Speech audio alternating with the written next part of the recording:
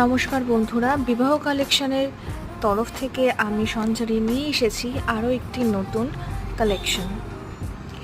আজকে তোমরা যে ভিডিওটা দেখছো এটা সম্পূর্ণ অন্যরকম এবং এই ভিডিওটা আমি নিয়ে এসেছি তত্ত্বসূচির ওপর।